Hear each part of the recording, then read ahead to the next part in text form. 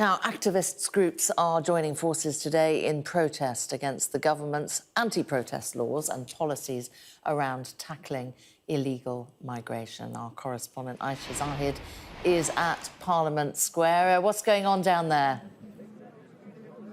They're currently in the middle of speeches. There's a good dozen or so different organisations, campaign groups, all standing for different things here.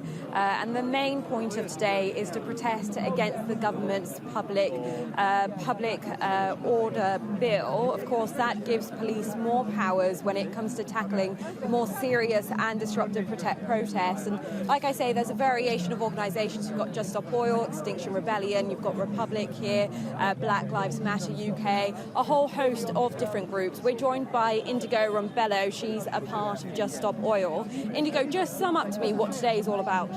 Hi. Today is about getting together and saying that enough is enough. There is no point trying to criminalise peaceful protest instead of looking at the root causes of these problems. The government here, they're pursuing a range of anti-strike laws, anti-migrant laws and anti-protest laws, and what they know they need to do is to end new oil and gas, create Britain as a decent place to work in. And you talk about there being no need to police these peaceful protests, but the argument is it's the more serious, disruptive ones that this bill aims to tackle, just like Just Stop Oil, locking onto motorways, blocking roads, all of that. So not peaceful ones, the more disruptive ones.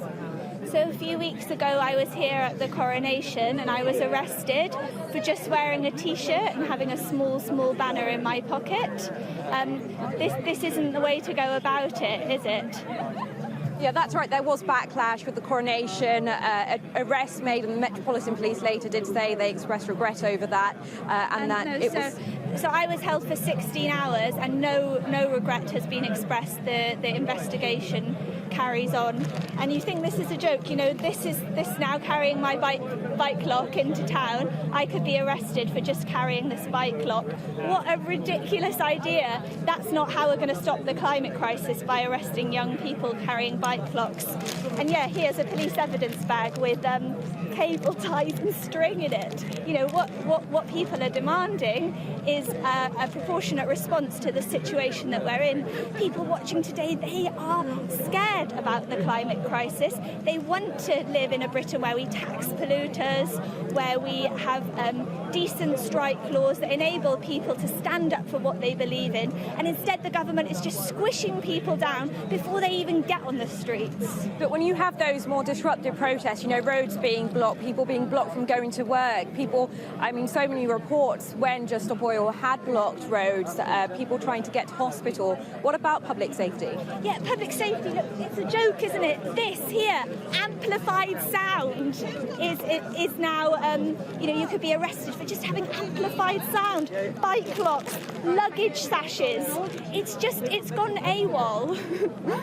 But the point of this legislation being it is when it's serious, disruptive and impactful on the public. And what I'm letting you know is that's not how it's being used on the ground. It's being used to pick people off, intimidate young people coming out with their cardboard signs saying they don't want to cycle in. It's intimidating ecologists who'd be standing outside DEFRA and using a microphone to talk about their research that isn't being spoken about in the Houses of Commons. Okay, Indigo, we're going to have to leave it there. I'll let you get back to the speeches. Thank you for joining us. So, various organisations out today on Parliament Square protesting against the public order bill. Aisha, thank you very much.